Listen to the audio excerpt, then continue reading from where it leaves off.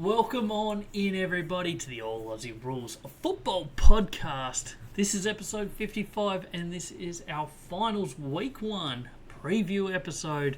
Massive week of football. We've finally made it to September. Apparently, I could just skipping letters out of words now. But massive season coming to a close. Only 9 games left of the men's AFL season, which is crazy.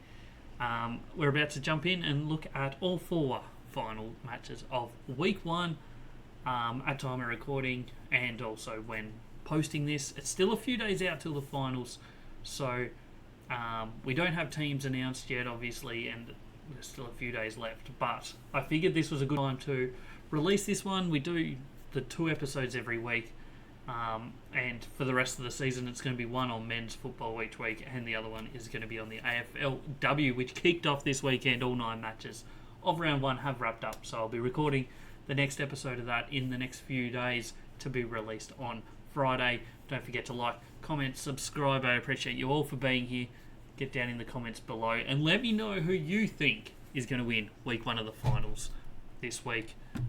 4 big matches. We'll jump straight into them very shortly. Don't forget also to check out all the social medias: Twitter, Facebook, Instagram, and TikTok. There's plenty of content on all of those, especially at the moment, award season. Plenty of content, and on the YouTube channel there's plenty of videos every day going live. At the moment we're releasing pretty much a video a day. We're doing a wrap up of everybody's season as they get knocked out, so go check them out. So far I've posted I think 4 of them. There's still another 6 to go before we've caught up, and then there's obviously 2 each week for the rest of the season after that. So check all of that content out. Plenty of good stuff happening. Without any further ado, though, let's jump straight into the first match of the weekend. It's the qualifying final number 1. I don't know if this is actually one. This might be qualifying final number 2, but it's the first one being played. It's Thursday night football over in Adelaide. Port Adelaide Geelong at the Adelaide Oval. Second versus third on the ladder from the season.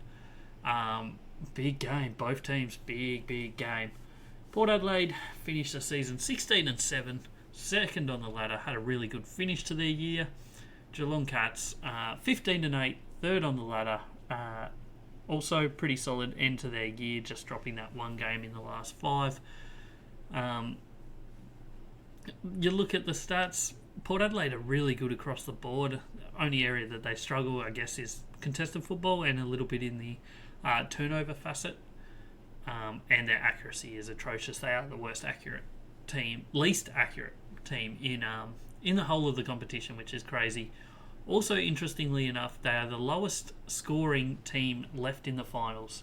The top 8 offensive teams in the league all made it through to the finals, and they are ranked number 8. So just an interesting little stat there for a team that is very good across the board. Their offense isn't quite as good, but obviously their defense is very good. They're ranked 3rd in that area.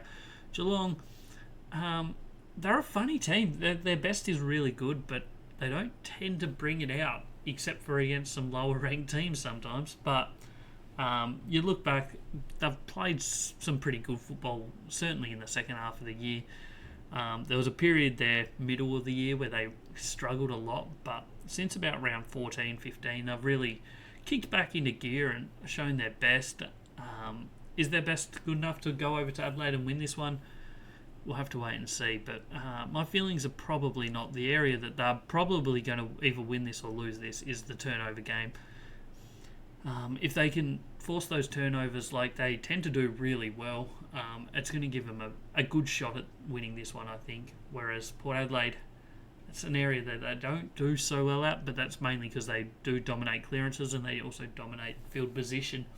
And they're very good at getting shots at goal once getting the ball inside their 50 as well, Port Adelaide. So the turnover game isn't really where they lose games. It's typically just poor kicking at goal. They get enough shots for sure at goal every game, but they just kind of shoot themselves in the foot by not converting them. Whether they're giving themselves too hard of opportunities or they just waste opportunities that they should be making. I think it's a bit of both, to be honest. I look at these 2 teams. the history of them, I guess, the last 10 are 5-5, so there's no real advantage either way there. We will be looking at their matchup from earlier this year in a second. Interesting to note, they have met in finals football 5 times. The last time was 2021. They met in a qualifying final in which Port Adelaide won. The year before in 2020, they also met in a qualifying final, and once again, Port Adelaide won. So, the last 2 times they've met in qualifying finals, not that long ago, Port Adelaide won them both, and won them reasonably comfortably. The 2021 was by 43 points, and 2020 was by 16. Obviously, in 2020, Geelong went on to make the grand final and lose to Richmond in that year, whereas Port Adelaide got skittled out both of those times in the prelim. Going back to previous meetings in finals football, they met in a semi-final in 2013, which was won by Geelong. That was at the MCG. In 2007, they obviously met in the grand final that I reckon most people remember because it was one of the worst grand finals known to history. Geelong won that one by 119 points. And the only other time they met in a final was a qualifying final of 2004, which Port Adelaide won by 55 points. Of course, that is the year that Port Adelaide went on to win the premiership. So, all to play for. That was that final was also played at Football Park back before they had moved across to Adelaide Oval, which they did around about like 2013, 2014, somewhere around there. That space. They've only met once this year. It was down at the Cattery, so not too many similarities to this game, really, being that this one's at Adelaide Oval. But Port Adelaide kicked away in that one. They dominated the first half. I have a lot of memories of this one because I was flying when the game was on. I left my hometown and Port Adelaide were, I think, 5 goals up already. I landed and watched the last quarter in the taxi and watched Geelong come all the way back, get within a kick, ended up losing by just a goal in what was a good finish to the game. Both teams ended up being relatively good. Port Adelaide obviously won the game in the first quarter and Geelong fought their way back but just couldn't quite do enough. I don't know if there was any interesting stats. It ended up being a very even game across most stat categories. Inside 50s were pretty level. Free kick count was +2 to Geelong, but that's nothing either way really. Clearances were dominated by Port Adelaide, which is no real surprise. They are the much better clearance team, as you can see on the stats. Ranked 4th for the year for Port Adelaide and ranked 12th for Geelong, so no surprise there. Contested footy went the way of Geelong, which both these teams kind of struggle at. Uncontested footy was dominated by Port Adelaide, which isn't a surprise again. They are +11 on average, whereas Geelong are -15, so a bit of a difference there. And the turnover game was won by Geelong once again. No surprise. Kind of went the way the stats suggest, I guess. 15-11 for Port Adelaide, 14-11 for Geelong. So both teams kicked pretty accurately. But in the end, it was just that first quarter onslaught by Port Adelaide that kind of won this game for them. Some of the best players on the day were probably mainly dominated by Port Adelaide midfielders. Ollie Wines had 33 touches. He was great. Kicked a goal. Zach Butters had 34 touches. Kicked a goal. He was very good. Horn Francis, 26 touches, a goal. He was good. The best players for Geelong, Zach Guthrie was very good. He kicked a goal, had 24 touches. Max Holmes was good as that half-back flanker. Goal kickers, Stengel kicked 4, Willie Riola kicked 4. And then there was quite a bunch of players that kicked 2, which were Gary Rowan, Georgiadis, Kane Farrell, Brad Close, Darcy Byrne-Jones all kicked 2 goals. So a pretty close game in the end, one that looked like it was going to be a blowout in that first quarter, but yeah, it was Friday night footy and down at the Cattery, and in the end, Geelong feel a little bit aggrieved because they feel they should have got an advantage when they didn't late in the game, which may have ended up either winning them the game or giving them a chance. At least it would have tied it up, I think, from memory. I can't remember. It was now, what was that, 10th of May, and we're into September, so quite a while ago now. But yeah, that's the way the last meeting went. This one in Adelaide, you'd have to give the advantage to Adelaide, I think, based on what we've gone through there and what we've seen from them previously this year. Bless me. Sorry about that. Moving on to the second game of the weekend. It's Friday night football.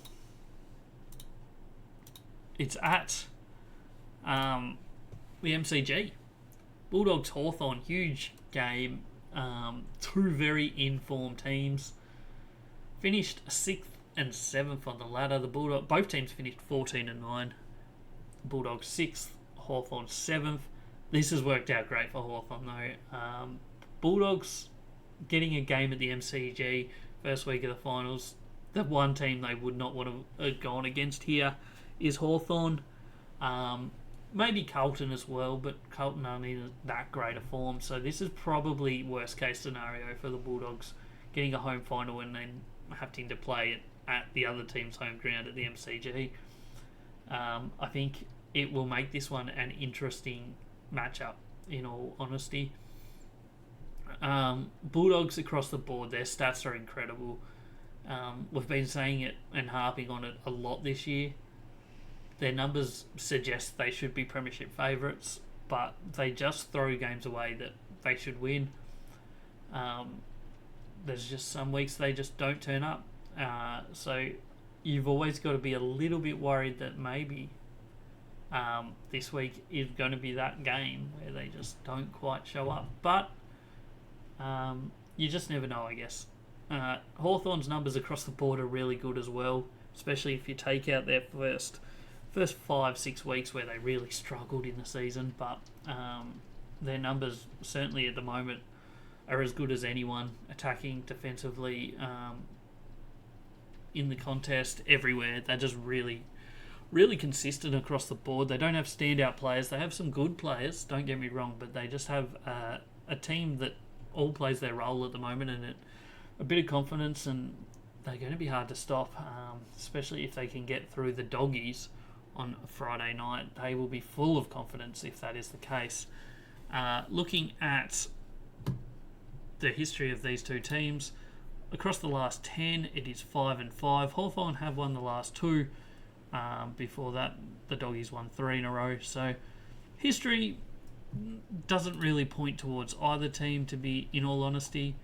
They've met in 2 finals in the AFL era, and interestingly enough, both times the winner of those games has gone on to win the premiership. So 2016, they met in a semi-final and the Doggies got the win by 23 points. They obviously went on to win the premiership in that year against Sydney. And then if you go back to 2008, they met each other in a qualifying final in which Hawthorn won by 51 points. Hawthorn went on to win that premiership against Geelong that year. Both of those finals were at the MCG. They obviously have long histories, so they're not the only times they have met in the finals, but interestingly enough, they've only met 3 other times. They met twice in 1985, so a long time ago. Hawthorn won both of those, didn't end up winning the premiership that year though, and the only other time was 1961. They met in a grand final, the only time these two teams have met in a grand final, and that one was won by Hawthorn by 43 points at the MCG. Looking at their only meeting this year, which was one of the Western Bulldogs' worst games of the year, it was round 8. It was at Marvel. So, interestingly, Bulldogs lost a game at Marvel Stadium against the Hawthorn Hawks.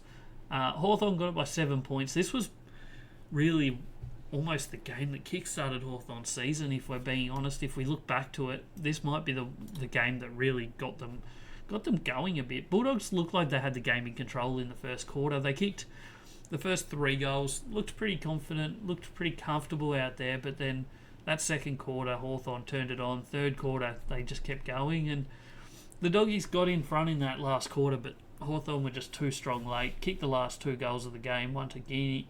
Oh no, 2 of the last 3, sorry.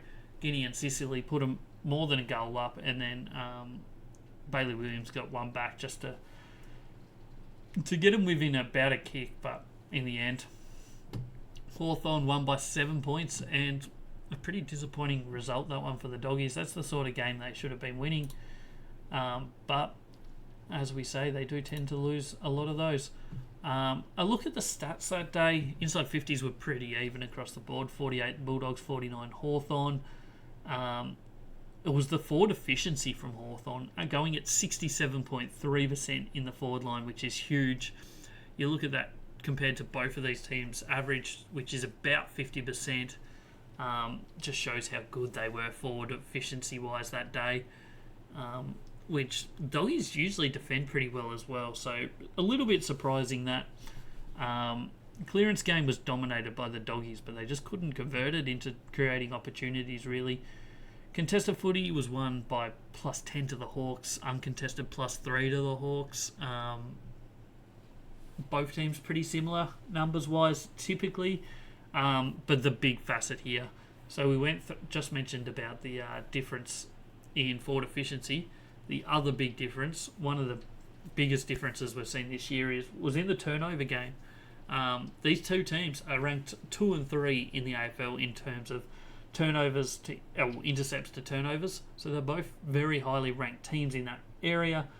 But Hawthorn dominated that game. They went +20 in the turnover game, and that is a huge domination, and pretty much solely the reason they won this one.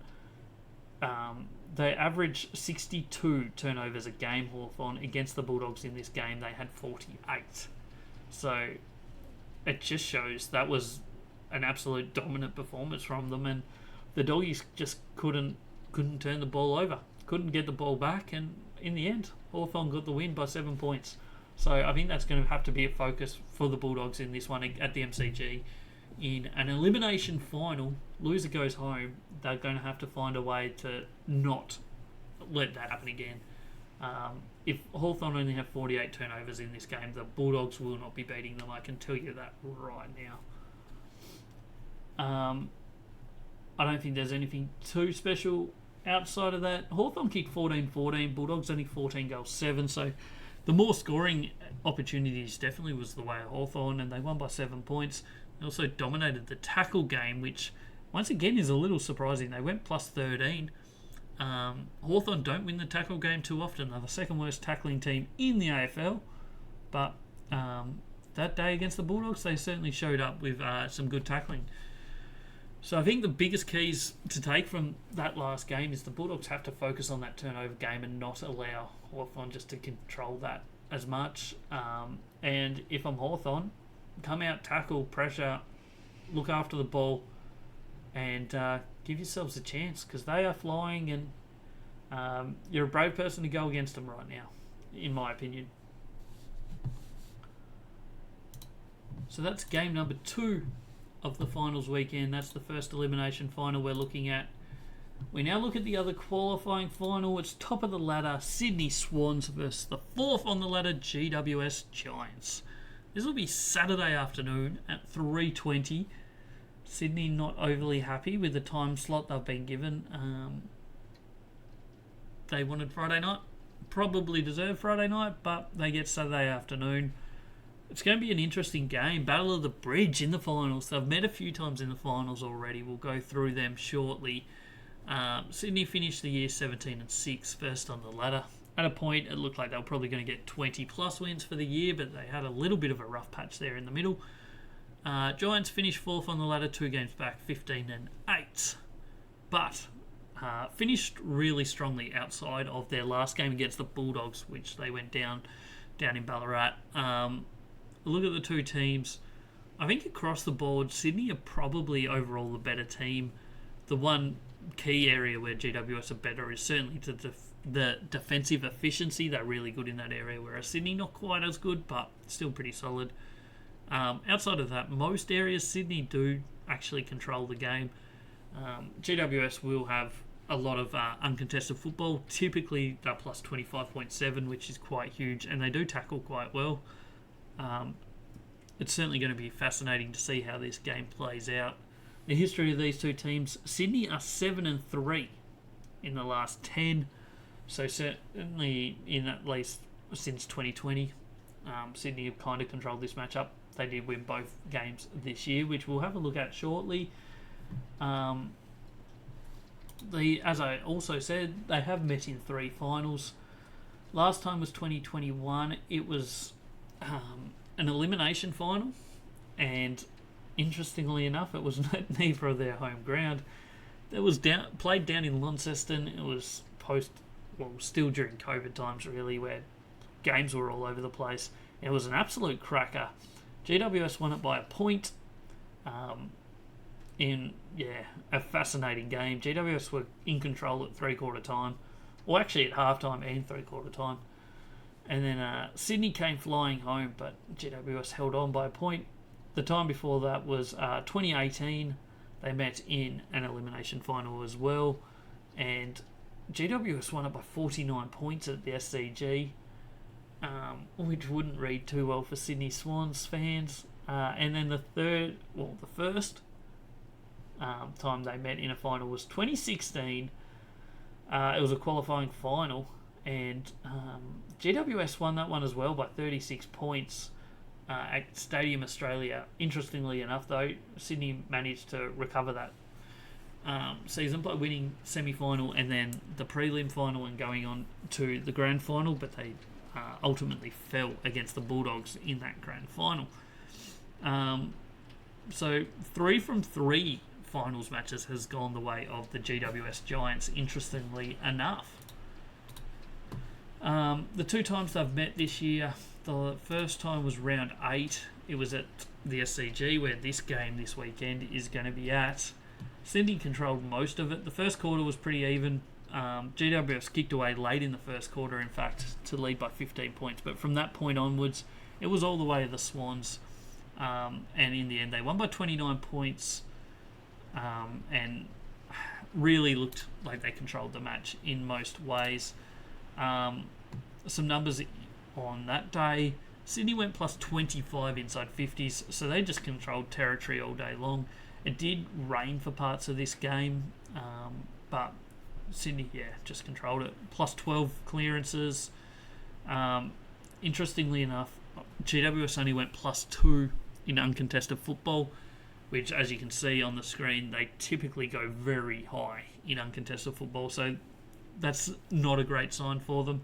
As I did say, it was wet, so not really great for uncontested football. High levels of turnovers in this game. It was only plus 3 in favour of GWS in the end, but it was they were really high numbers. 80 turnovers for GWS, 83 for Sydney. 14-14 to 10-9, so accuracy was pretty even across both teams. Tackle numbers were high for both teams, but pretty even. So nothing. I mean, the territory battle was just dominated by Sydney, and that's basically how the game went. Brodie Grundy dominated in the ruck that day. He does love a bit of wet weather football. Does big runs. He had 19 touches, 11 tackles, 35 hitouts. He was outstanding. I think this was James Peatling's best game of the year for GWS. From memory, they had Tom Green go down injured in the first quarter. I think this is the game that he rolled his ankle, and Peatling stepped up to the task. He had 24 touches a goal. He was good. Will Hayward kicked 4 goals. I think 3 of them were from the goal square. Callahan was good for GWS, and then obviously the big names for Sydney all contributed as well. Chad Warner, 28 and a goal. Isaac Heaney, 26 and a goal. Errol Goulden, 29 and a goal. You get like 70, 80 touches out of those 3 plus 3 goals. You're going pretty well. And James Rowbottom had 21 touches and 2 goals as well, so he was good. Jesse Hogan kicked 2 goals, the Coleman medalist, but overall, they were just... once the rain hit, really, Sydney just dominated this game from memory. I think the rain hit in the second quarter, and they controlled it from then on. They met once more this year. That was in round 15. This one was at NG Stadium, so GWS's home ground. And once again, Sydney won by 27 points. Not the most convincing win of all time, but comfortable enough. And once again, it was pretty even in that first quarter. Sydney only had the 3-point lead at quarter time. GWS kicked the first goal of the second quarter. But from then on, it was pretty much controlled by Sydney. They kicked 13 goals to 8 after that, so not a massive difference, but a difference enough. They certainly dominated through from about 3 or 4 minutes into that second quarter, all the way through to about 2 minutes into the third quarter. They kicked like nine goals in a row, I think, that day. So they just put on the burners, which they were doing through this time of the year quite consistently, where they'd just put the burners on for a quarter and a half and blow teams away. And this was one of those times. They ended up winning it, as I said, by 27 points. So GWS had a good last quarter, but it was too little too late. A look at the stats that day. A lot more even in the inside 50 count compared to the previous meeting. Only +3 to Sydney. But the Sydney forward efficiency certainly rose up to 53.4% compared to GWS's 41.8%. Interestingly, the free kick count went +9 to GWS. Clearances were won by Sydney again, so both meetings Sydney did win the clearance count. Uncontested footy went well and truly the way of GWS. Once again, I think this was a little bit of a slippery, wet game. GWS lost the turnovers by 3. So kind of reverse of the previous time. And kicking at goal was pretty level. 15-12 for Sydney, 11-9 for GWS. So the numbers... I mean, Sydney won both games reasonably comfortably without being outstanding. I think both games they kind of did it with just one big spurt that kind of blew the opposition away. So I think that's the biggest focus for GWS, is to not let that happen here. Just stay focused the whole way through. Know that they're going to challenge you at some point of the match, and just try not to let that be... if they do kick a couple in a row, don't let them get the third or the fourth in a row, because it will quickly get out of hand if that is the case. We didn't look at the player stats from that last meeting, but we'll quickly look at them now. Errol Gordon was outstanding. 41 touches, a goal, couple goal assists. Fantastic. Tom Green had 35 touches. He was really good. Brodie Grundy, both times against GWS, was really good, so that will be interesting to see how that plays out here. He beat Kieran Briggs both times. James Rowbottom was good both games as well between these two teams. Lockie Whitfield was solid. Callahan was solid. Chad Warner had 20 touches, 2 goals. He was good. Isaac Heaney played one of his quieter games of the year, just 23 touches and no goals. But did have 10 clearances, so quiet is maybe not exactly the right words for him. He still played his role, and Sydney won the game, so I'm sure you'd be still pretty happy with that. One final match for week 1 of the finals to look at. It's Brisbane Carlton. It's at the Gabba. It's happening on Saturday night. And boy, oh boy, if you hadn't told me at the start of the year we were going to have a Brisbane Carlton game at the Gabba in the finals, I would have been like, it will be a cracker, because they both have shown that over the last couple of years. However, Carlton's form at the moment is a little bit concerning. So final positions, Brisbane finished 5th on the ladder, 14 wins, 8 losses and a draw. Nearly got into the top 4, but let themselves down in the third last and second last games with losses to GWS and then Collingwood. Carlton limped into the finals. They went 13-10 for the year, finished 8th, went 1-4 across the last 5 weeks, including losing the last game and nearly letting Fremantle win over the top of them, but Fremantle just couldn't win against Port Adelaide. As I've been saying kind of all year, Carlton's defence is their biggest issue, not being able to stop opposition from scoring. It wasn't costing them earlier in the year. It certainly is now. They need to find a way. Like, their offense can be really good, but they need to find a way to stop conceding 85 points per game. As you can see, Brisbane Lions only concede 76. They're the second best defence in the competition. And Carlton need to find a way to just limit oppositions from scoring, because a team like Brisbane could tear this Carlton defence apart very quickly. Inside 50 differential is the major area of Brisbane. Just dominate games. They win clearances. They get the ball forward. They don't always convert it. They're a pretty inaccurate team, but they do dominate that field position, and I would imagine they probably will against Carlton here. Clearance game will probably be pretty level. They are the number 1 and 2 contested football teams in the competition, so that's going to be interesting to see how it plays out. Carlton tend to, I think, not do as well in matches when they get beaten in contested football, so I think that's going to have to be one of their focuses for this week, is how they come out and win that contested football. Neither team is terribly great at tackling, and they both do love to win a bit of uncontested football, so it'll be interesting to see how that plays out. The two teams not too dissimilar in many ways in terms of contested footy, uncontested footy, tackling and intercept game, all very similar. I think Brisbane are just the better version, if we're being completely honest. A look at the history of these two teams. Brisbane have won 8 of the last 10. However, Carlton did win the last one, which we'll get into very shortly. But yeah, Brisbane certainly dominate this matchup over the last 10 years. Have dominated it. Only 2 losses. So that points towards a Brisbane win here. They met once this year. It was in round zero, opening round. It was at the Gabba, so same ground, and it was one of the weirdest games of the season, and probably should have shown us what this season was going to be all about right from the start. It was the Friday night game, so it was the second game of the year. Brisbane kicked 7 goals to 2 in the first quarter, and were 7 goals to 1 at one point.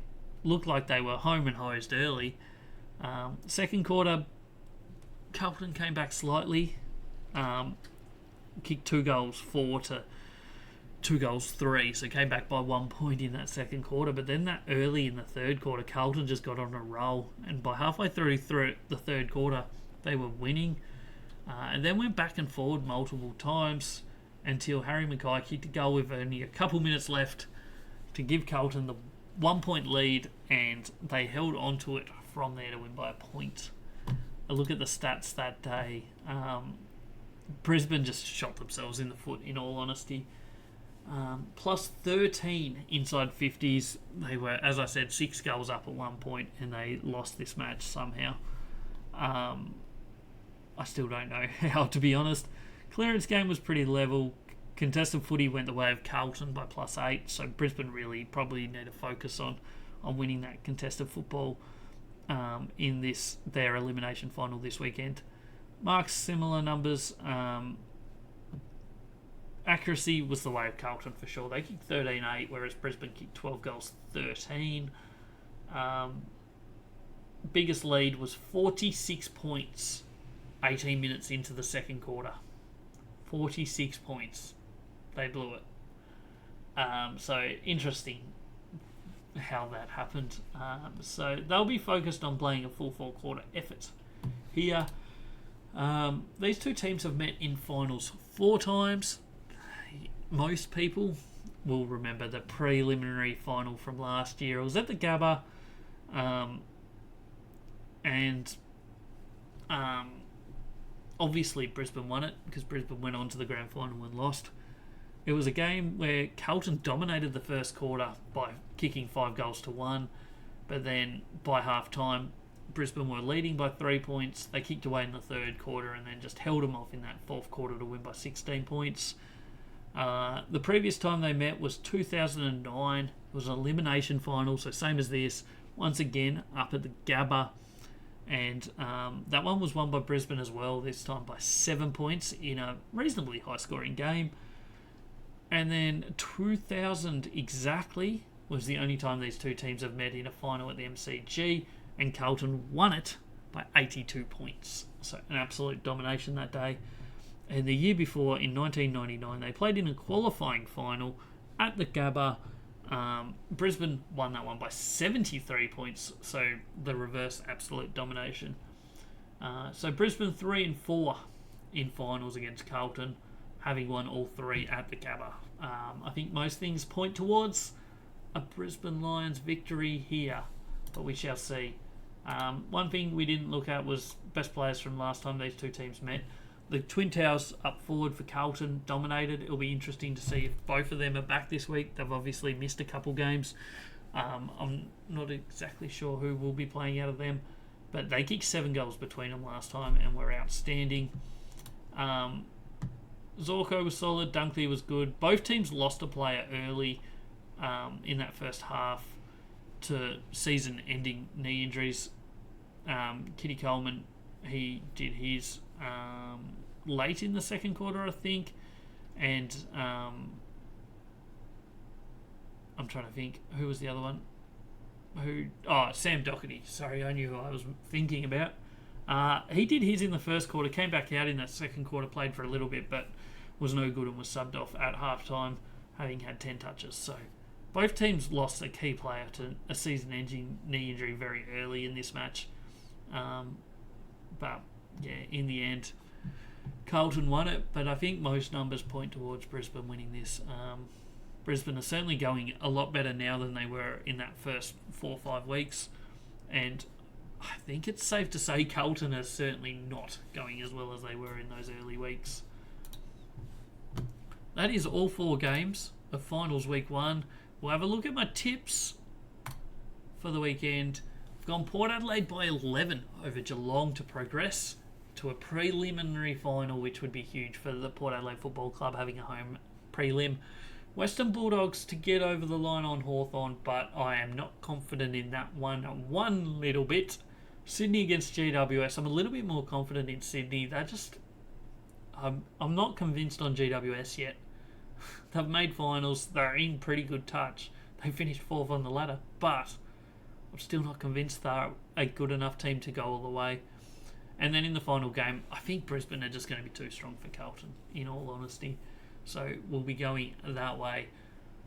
That's everything for this episode of the podcast. It's episode 55. It's AFL Finals Week 1 preview. Thanks for tuning in.